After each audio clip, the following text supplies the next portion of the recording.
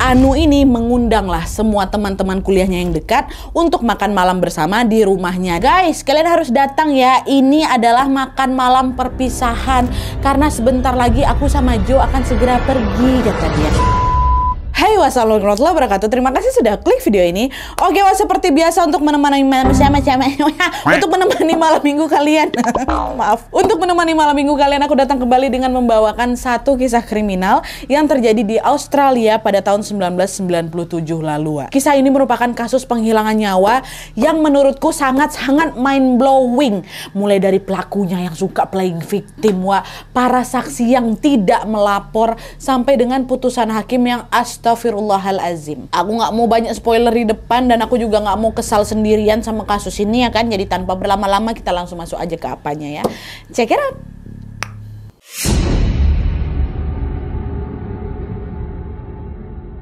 Oke, jadi kisah yang akan aku sampaikan malam ini melibatkan sepasang kekasih bernama Jo Sing dan juga Anu Sing.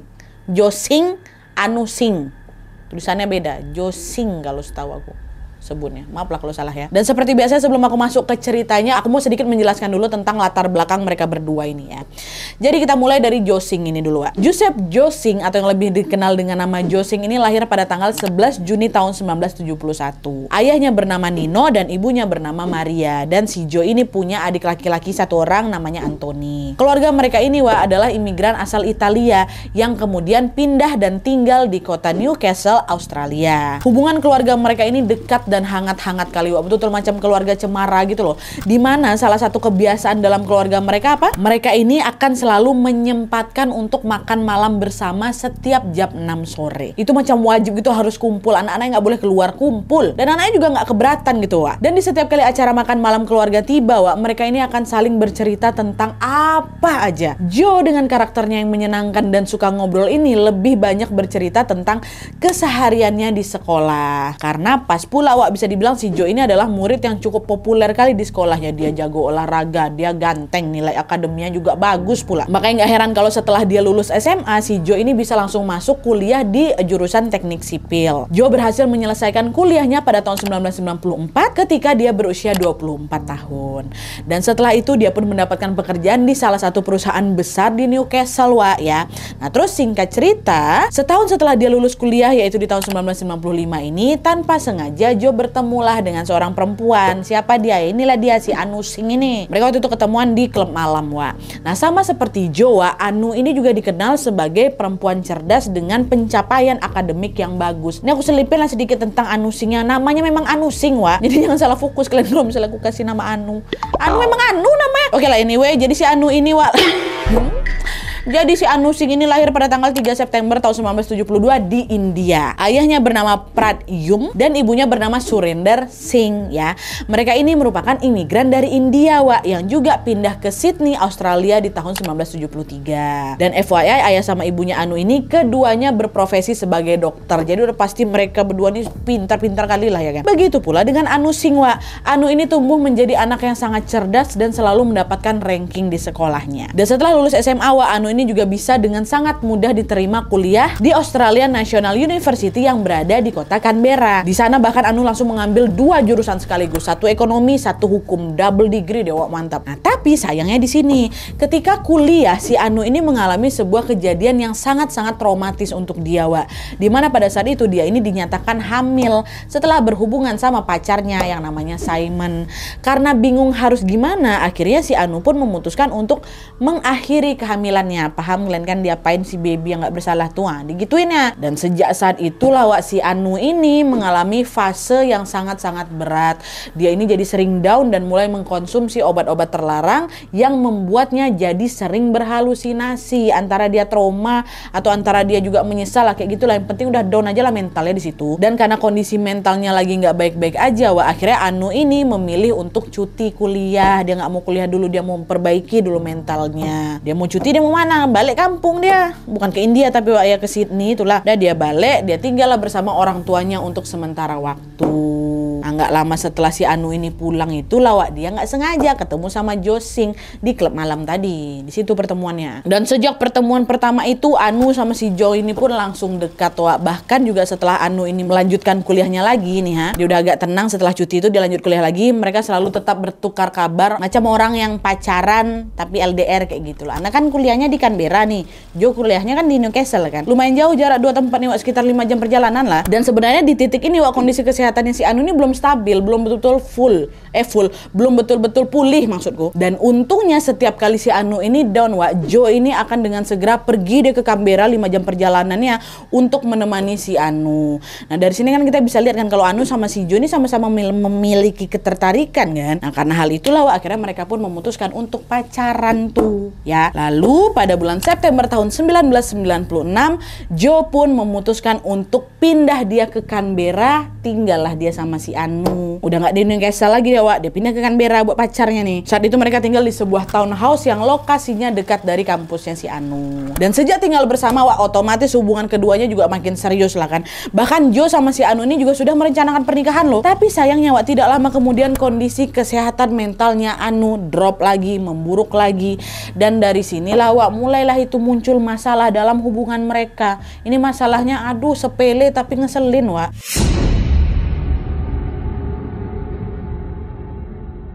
Nah jadi ceritanya, Wak, entah kenapa pada saat itu Anu ini mulai mengalami banyak sekali gangguan kesehatan mental. Anu ini semakin sering sekali berhalusinasi dan dia ini juga terkena bulimia. Tahu kalian bulimia? Bulimia ini ternyata adalah gangguan makan yang membuat seseorang cenderung ingin memuntahkan makanannya balik. Dan biasanya ini terjadi ke orang-orang yang terlalu khawatir dengan berat badannya, Wak, karena dia nggak mau berat badannya naik. Makanya kalau dia udah selesai makan dimuntahkannya lagi, ya itu bulimia tuh. Nah si Anu kena bulimia juga, udah sering berhalusinasi tambah dikena bulimia. Nah Jo sama kedua orang tuanya Anu ini pun sering lah itu menyarankan si Anu untuk udahlah kau periksa laksana ke psikiater. Anunya nggak mau, ditolaknya nggak ada yang salah kok sama aku. Yang salah tuh kondisi fisikku. Kalian nggak tengok aku nih gemuk kali, yang kakiku sakit, mukaku merah, ototku lemah semua ya kata. Harusnya aku tuh ke dokter, nggak usah ke psikiater kata dia. Padahal dia pun udah pernah, Wak, periksa ke dokter. Orang dokter bilang fisik sehat-sehat aja kok, mental gue tuh yang sakit. Dokter pun juga udah nyaranin kondisi psikolog kamu yang nggak baik, bukannya fisik kamu. Dokter ngomong kayak gitu nggak percaya dia. Nah ketika kondisi mentalnya Anu ini terus memburuk, Wak, Jo ini tetap setia berada di sampingnya Anu. Dia selalu support si Anu terus kan. Tapi bukannya senang di treatment kayak gitu sama pacarnya, Wak. Anu ini yang ada malah menyudutkan si Jo. Kalian tahu siapa ini ngomong apa? Kamu nggak usah sok-sokan lah peduli sama aku, Jo. Emang kau nggak tahu? Aku jadi kayak gini nih gara-gara kau, kata si Anu. Terkejut lah siapa? Ngapa pula gara-gara aku? Apa maksud kamu nih? Kenapa jadi tiba-tiba aku yang salah? Kata si Jo. Tanyalah si Jo. Kamu tahu nggak? Aku jadi kayak gini karena efek obat XX. Adalah pokoknya obat ini, Wak. Ada obat tertentu. Ini obat pemicu muntah rupanya. Aku jadi kayak gini gara-gara efek obat XX tuh lah. Loh, sayang, kamu konsumsi obat itu? Ya jangan, kata si Jo. Ya gimana lagi? Kamu kan tahu aku takut gendut. Makanya lah tiap makan pasti aku muntahin. Kamu nih bukannya bantuin aku biar aku nggak muntah, malah kamu pula yang ngasih aku obat XX itu. Jadi sekarang aku nggak bisa berhenti minum obat itu katanya. Dengar itu terdiam lah si Jo kan. Aku nggak pernah ya nyuruh kau minum obat XX tuh. Nggak pernah aku suruh. Tapi memang nih, Wak, ya, beberapa waktu yang lalu ketika si Jo sama si Anu ini lagi ngobrol berdua, di situ ceritanya mereka ini lagi nengok ada foto model majalah, badannya kurus sekali. Lalu tanpa bermaksud apa-apa, ini ingat ya, tanpa bermaksud apa-apa, Jo nyeletuk lah. Mungkin mereka ini bisa sekurus itu karena minum obat XX itu. Itu aja yang dibilang sama si Jo, Wak. Jo cuman ngomong itu aja, mungkin si dia ini minum obat XX. Tapi ternyata di sini Anu malah kepikiran soal obat XX tuh. Kurus tuh gara-gara obat XX ya. Itulah akhirnya dia betulan beli obat tuh dikonsumsi sama dia. Sekarang dia nyalahin si Jo. Dari situlah dia merasa bahwa si Jo ini sudah membuatnya tidak bisa berhenti mengkonsumsi obat XX itu. Alhasil si Anu ini pun menganggap Jo one and only adalah orang yang menyebabkan kesehatan mentalku jadi nggak stabil. Perkara si Jo cuma ngomong kayak itu dicontoh sama dia, tuh langsung lah itu dia kayak gitu. Dan saking nggak stabilnya mentalnya siapa ini, Wak, mentalnya siapa? Si Anu ini sampai bilang loh ke kawan-kawan kampusnya, dia salah-salahkan si Jo depan mereka. Dia salahkan si Jo atas kondisi mental yang separah itu. Dan yang lebih parahnya lagi adalah secara mengejutkan di depan kawan-kawan kampusnya ini si Anu bilang apa? Aku nggak terima Jo udah bikin mental aku aku kayak gini ya. Tengoklah sebagai ganti ku bunuh anak tuh nanti. Barulah setelah itu ku habisi nyawaku sendiri. Itu loh Wak katanya. Depan kawan-kawannya ada saksinya. Dengar dia ngomong kayak gitu. Mau dibunuh ya si Jo Wak gara itu ha. Padahal sebelum ketemu Jo kan mentalnya udah rusak kan Wak. Tapi nih yang anehnya nih Wak, yang mendengar ucapan Ayu pula si Anu, nggak ada tuh satupun teman-teman yang berusaha kayak mencegah rencana jahat rencana jahatnya si Anu. Anu kan ada rencana buat bunuh siapa? Bunuh si Jo. Karena pada saat itu mungkin mereka berpikir kan si Anu ini kan yang suka berhalusinasi deh nih. Ya jadi ngelantur kayak itu biasa aja lah dia ngomongnya. Ngelantur itu biasa aja dia ngomongnya. Jadi kalau misalnya dia ngomong kayak gitu ya biasa aja lah harusnya gitu maksudku. Ya cuman kayak nyeletuk gitu aja. Menurut kawan-kawannya. Mungkin juga awak kalau di posisi kawannya juga kayak ini bercanda nih gitu kan. Walaupun kalau aku jadi kawannya pastilah yang ngucap kok istighfar. Apa yang kau bilang tuh? Bagi kawan-kawannya memang cuma nyeletuk aja Wak. Tapi bagi Anu, apa yang dia katakan itu sama sekali nggak bercanda atau halu. Ini beneran adalah sebuah rencana yang sudah dipikirkannya dengan matang selama berhari-hari. Ya. Betulan ini Wak. Dan untuk merealisasikan rencana itu Anu ini sampai pergi dia ke perpustakaan buat belajar dan mencari tahu tentang bagaimana caranya mengakhiri nyawa seseorang. Cara yang paling ampuh tuh kayak mana? Cara apa yang paling kecil rasa sakitnya? Senjata apa yang sering dipakai pada saat seseorang ingin mengakhiri hidupnya dan lain-lain. Dia cari itu di perpus. Dan di situ yang bikin kaget apa dia nggak sendiri. Dia ditemani sama teman dekatnya, bestinya namanya Madavi. Tuh kalian. Dan Madavi ini pun juga dengan senang hati membantu dan juga menemani si Anu ini belajar tentang bagaimana caranya mengakhiri hidup sendiri. Wak, ditemani, didampingi.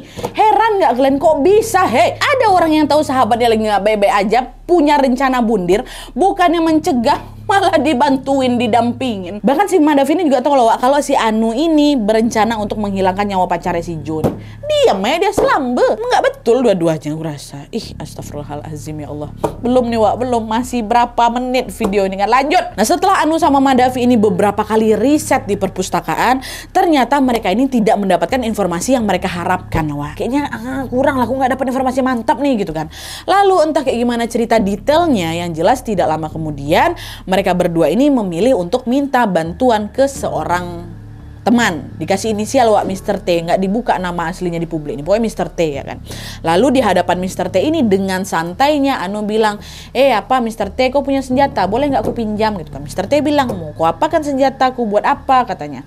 Aku nggak mau hidup lagi, aku mau mengakhiri nyawaku Mr. T katanya. Dengar itu kalian tahu Mr. T ngomong apa? Lagi-lagi bukannya dicegah Wak, si Mr. T ini malah bilang, kalau kau memang mau ngakhiri nyawamu, saranku jangan pakai senjata Wak. Ada cara lain yang lebih gampang. Pakai ini aja. Pokoknya dia adalah sebutin salah satu jenis narkotika yang efeknya dapat menyebabkan halusinasi dan kesulitan bernafas Wak. Ini nggak mungkin aku bilang sama kalian, nggak mau aku nanti dia trigger. Pokoknya pakai ini aja. Ini selanjutnya nanti aku bilang obat ini ya. Obat ini adalah yang disarankan sama si Mr. T ini buat mengakhiri nyawa dia. Udah pakai obat ini aja katanya. Itu katanya malah dikasih saran tuh loh. Heran aku, suruh jangan ditiru ya. Pakai obat ini tuh. Gimana caranya? Udahlah nanti kau datang lagi jalan sama aku, kata Mr. T. Nah setelah mendapatkan saran itu, beberapa hari kemudian betul Wak, Anu sama si Madavi ini pun datanglah ini berkunjung ke rumahnya Mr. T untuk membicarakan lebih detail lagi tentang bagaimana obat ini tadi tuh bisa menghilangkan nyawa seseorang. Lalu udah nyampe di rumah, Mr. T pun dengan lugas lah itu menjelaskan caranya kayak gini, kayak gini, kayak gini, kayak gini, kayak gini, tadi kayak gitu. Wah, boleh, ide yang bagus tuh kata si Anu. Aku bisa beli obat ini tuh di mana? Kata si Anu kan. Udah gampang lah, nanti biar aku cariin sini itu duitnya. Nanti kalau misalnya udah dapat aku kabarin kau, kata Mr. T. Dah singkat cerita, Mr. T ini pun akhirnya mendapatkan obat ini tadi sesuai dengan yang Anu pesan. Anu waktu itu beli obat ini 3,8 juta Wak. 3,8 juta rupiah atau $250. Terbuka lagi pintu kamar mandi aku. Kenapa nih ya? Dengar kalian tadi cetak katanya.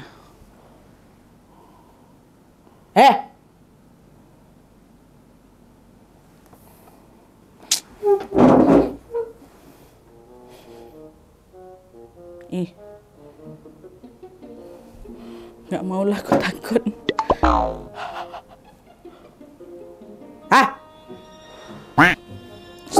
Oke, lanjut.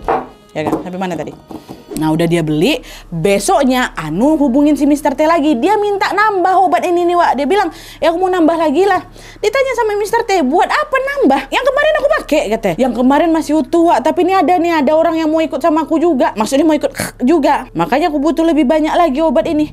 Itu katanya. Dicegah sama Mr. T. Enggak, jadi obrolan ini kayak obrolan ya Allah mind blowing gak sih Wak? Ya siapa yang mau ikut? Kata Mr. T malah nanya kayak gitu. Udah aku gak perlu tahu siapa orangnya, yang penting sediaan aja obat tuh nanti aku bayar.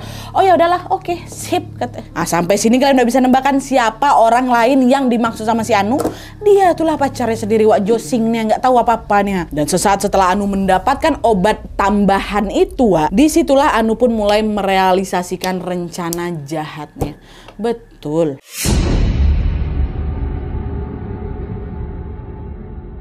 Jadi ceritanya waktu itu tanggal 20 Oktober 1997, Anu ini mengundanglah semua teman-teman kuliahnya yang dekat untuk makan malam bersama di rumahnya, di townhouse yang ditinggal bersama sama si Jo tuh. Diundangnya kawan-kawannya, datang ya nanti makan malam di rumahku, kata gitu.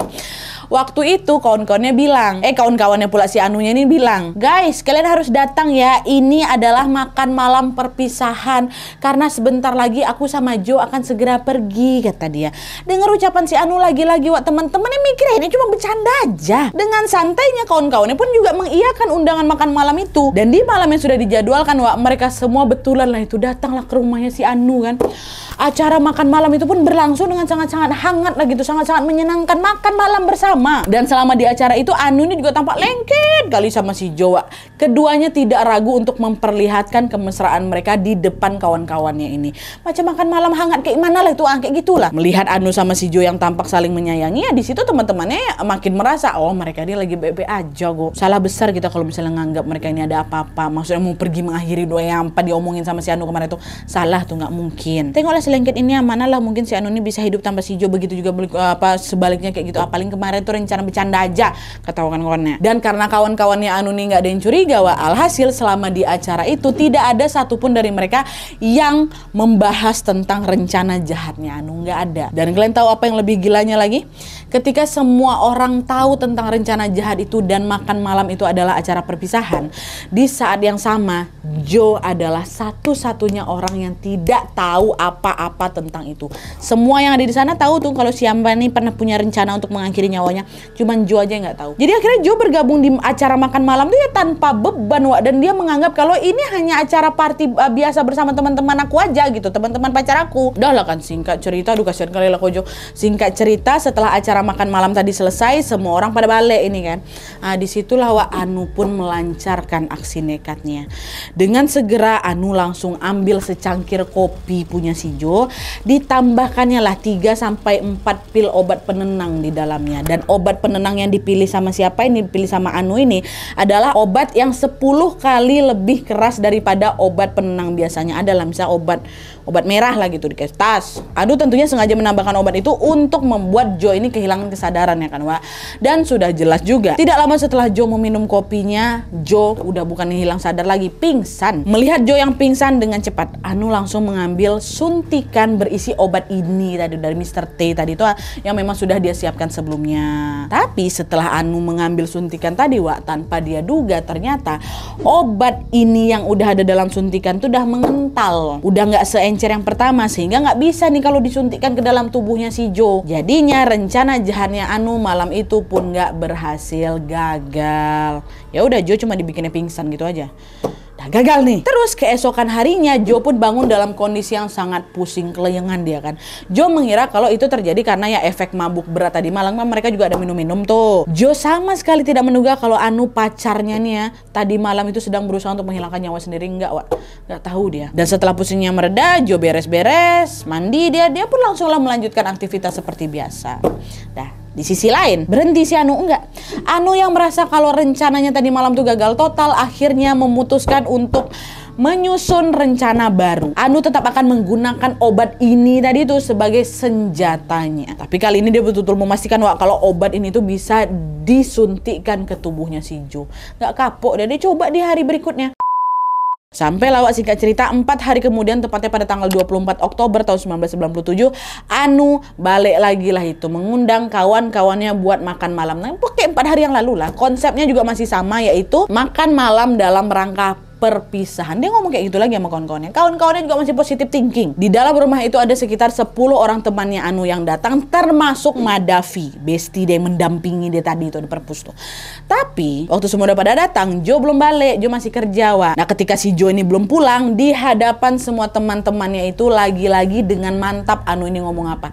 Aku yakin rencanaku akan berjalan lancar malam ini. Gak kayak malam kemarin gagal total, gak jadi aku bisa ngakhiri nyawanya si Jo. Itu kata. Harusnya kawan-kawan kan mikir, emang ku apain dia 4 hari yang lalu? Hah? Ini enggak, Wak. Lagi-lagi untuk kesekian kalinya teman-temannya menganggap itu hanya bercanda. Hah? Gak ditanggapinya ucapan Anu tuh dengan serius, Wak. Aku jadi dia, kok nih kenapa nih dari kemarin kok sibuk mengakhiri nyawanya si Jo aja. Apa masalahku tuh? Betulan tuh. Tanyalah kayak gitu kan. Nggak ada, Wak. 9 orang lah di situ kan. Kurangin si Anu 9 orang di situ. Berpikir nggak ada yang mau mikir ke sana. Mereka tidak menanggapi ucapannya si Anu ini dengan serius. Dah lah tuh. Balik lagi, acara makan malam itu pun berjalan dengan meriah yang ada, Wak. Waktu si Jo udah balik, mereka makan lagi sama-sama, ngobrol kayak gitu. Jo lah lagi satu-satunya yang nggak tahu apa yang diucapkan sama si Anu tuh beberapa jam yang lalu. Nggak tahu deh. Lalu sama juga plotnya ketika semua tamu sudah pulang, Anu segera langsung melakukan hal yang sama seperti di malam sebelumnya, Wak. Dicampurkan kopinya si Jo pakai obat merah tadi, obat penenang ekstrim tadi tuh kan. Dan setelah Jo meminum kopi itu, seketika Jo langsung pingsan lagi. Nah, nengok ada kesempatan kedua ini dengan cepat Anu pun langsung menyuntikkan obat ini tadi ke tubuhnya si Jo. Dan Anu melakukan aksi jahat ini gak cuma sekali suntik, Wak, berkali-kali. Bahkan lebih dari 1 hari. Dalam rentang waktu 36 jam setelah Jo ini kehilangan kesadarannya, Anu sudah berkali-kali menyuntikkan obat ke tubuhnya si Jo dengan dosis yang berbeda-beda, Wak. 36 jam disuntik terus kawan nih. Waktu itu si Anu mikir Jo ini akan segera meninggal, Wak. Tapi ternyata sampai tanggal 26 Oktober Jo ini masih hidup. Tapi udah parah kali kondisinya pastinya, Wak. Wajah si Jo ini membiru, tubuhnya lemas, bahkan dia beberapa kali, mohon maaf ya, muntah darah. Dan gak cuma itu aja, Wak. Jo ini bahkan bernafas 1 kali setiap 10 detik.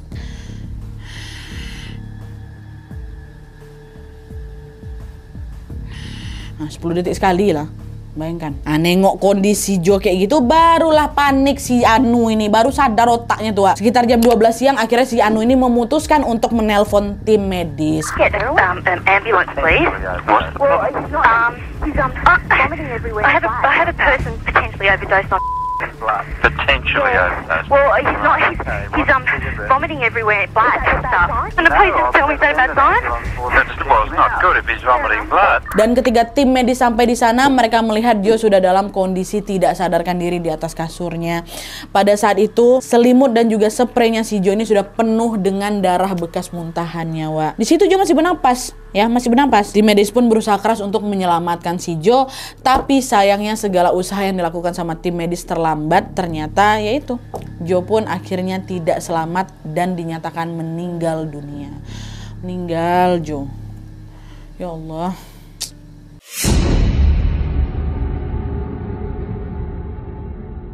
Ketika tim medis datang untuk memeriksa kondisinya si Jo, Wak, entah sadar atau enggak, yang jelas pada saat itu si Anu ini tiba-tiba mengatakan semuanya. Dia nggak ngelak, dia bilang semuanya. Sayalah, Pak, yang sudah menyuntik Jo dengan obat ini. Dosisnya sekian berkali-kali, Pak. Dan sebenarnya saya juga berencana untuk ikut sama si Jo, Pak. Maksudnya udah mau mengakhiri nyawanya juga gitu. Ngaku dia nggak ada ngelak sama sekali, Wak. Nah, nggak lama kemudian, tim medis pun juga merilis hasil pemeriksaan mereka terhadap jasadnya Jo. Dan ternyata terbukti memang bahwa Jo ini meninggal dunia karena sesak nafas, karena dia berada di bawah pengaruh obat ini tadi. Dan karena hasil pemeriksaan medis sesuai dengan ucapannya Anu, akhirnya pada malam hari itu juga polisi langsung bergerak cepat menangkap Anu. Dan selain itu polisi juga memeriksa beberapa teman-teman dekatnya Anu. Salah satunya siapa?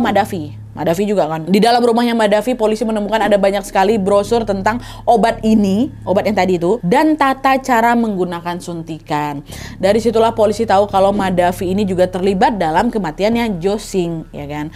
Akhirnya sama seperti Anu, Wak, Madavi ini juga ditangkap dan dibawa ke kantor polisi untuk penyelidikan. Tidak sulit bagi polisi untuk menemukan bukti-bukti yang menunjukkan kalau mereka berdua ini bersalah, Wak. Dan akhirnya juga Anu dan Madavi pun harus segera mempertanggungjawabkan perbuatan mereka mereka di pengadilan. Awalnya Anu sama Madavi ini akan diseret di pengadilan bersama-sama, Wak, tapi karena ada pertimbangan satu dan lain hal, hakim memutuskan bahwa mereka ini harus diadili secara terpisah, kan?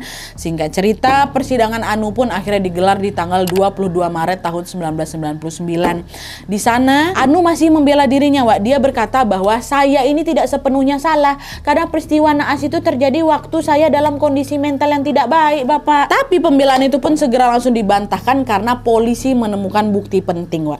Apa buktinya?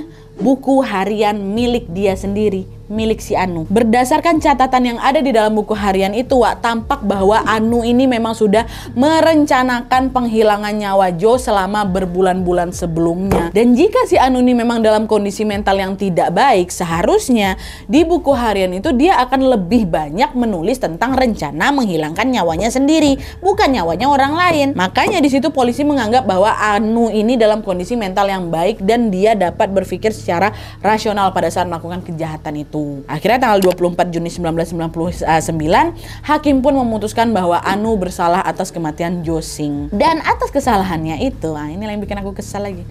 Anu ini hanya dijatuhi hukuman 10 tahun penjara dengan pembebasan bersyarat minimal 4 tahun. Singkat kan, Wak? Segitu cuma dia dihukumnya. Nah itu si Anu, ya kan. Setelah persidangan si Anu ini selesai, gantian si Madavi nih. Persidangan Madavi ini dimulai di tanggal 10 Desember 99 dan juga tentu dalam persidangan itu Madavi juga dituding ikut terlibat dalam kematian Joe, kan, Wak. Tapi dalam pembelaannya si Madavi ini juga bilang bahwa ketika saya melihat Joe dalam keadaan nggak sadar di atas kasurnya itu, Pak, di situ saya ini langsung pergi. Gara-gara saya merasa tugas saya udah selesai untuk menemani siapa. Cuman buat nyuntiin aja. Nah, apapun yang terjadi pada Joe setelah itu ya bukan tanggung jawab saya lagi lah, Pak. Termasuk soal kematian si Joe. Dan ketika Madavi sama tim kuasa hukumnya menyampaikan pembelaan barusan, Wak, kalian tahu apa yang lebih gila lagi? Pada akhirnya hakim memutuskan bahwa Madavi tidak bersalah. Dia pun bebas tanpa merasakan hukuman apapun. Kesal nggak kalian? Berdua nih, satu 10 tahun aja, satu bebas. Itulah dia tadi, Wak, kasus kriminal tentang penghilangan nyawa yang menimpa Jo Sing. Betulan yang ku bilang tadi di awal kan. Kasus ini bakal bikin kalian kesal. Jo nih loh, orang baik kau tuh Jo. Dia setia menemani Anu, pacar yang lagi sakit mental nih, melewati setiap masa sulitnya. Tapi si Anu malah mengkambing hitamkan si Jo ini atas kondisi yang gak stabil itu. Hey. Dan aku yakin yang paling buat kita sama-sama kesal apa? Putusan dari hakim, kan. Udahlah si Madavi ini gak dihukum. Bisa-bisanya si Anu cuma dikenain 10 tahun. Pun ini ya, biar kalian tahu itu juga gak full, Wak, 10 tahun, Wak. Anu ini dinyatakan bebas bersyarat pada bulan Oktober 2001. 2001. Putusannya apa? 99 pertengahan kan? 2 tahun cuma, Wak. Oktober 2001 bebas dia. Iya ampun. Dan yang kesal berikutnya lagi siapa? Kawan-kawannya. Wak, coba aja kawan itu kayak berusaha mencegah si Anu. Ya udahlah, misalnya si Anu nggak bisa dicegah, Jo tuh kau suruh nggak usah balik, kau pacar kau lagi gila, bilang kayak gitu kan. Atau bilang juga, Jo, aku nggak tahu lah ini perasaan aku apa enggak tapi kenapa ya pacarku tuh ada beberapa kali ngomong kayak gini depan kami. Nggak 1-2 orang loh, Wak, 9 orang kawan yang datang waktu itu kan, nggak ada yang berusaha. Aduh, kawan seperti apa itu ya. Hati-hati pilih circle, Wak, ya. Semoga kita semua selalu dalam perlindungan Tuhan Yang Maha Esa. Amin ya rabbal alamin. Oke, Wak, jadi sekian dulu videonya. Terima kasih banyak yang sudah menonton. Kalau kalian suka video ini, klik like-nya. Jangan lupa komen di bawah untuk ide dan saran-saran untuk video selanjutnya. Jangan lupa nyalain notifikasinya supaya kalian tahu kalau aku upload video baru. And as always, jangan lupa untuk klik tombol subscribe supaya kalian sama-sama tahu informasi menarik dan menegangkan dari channel aku. See you next video, Wak. Bye.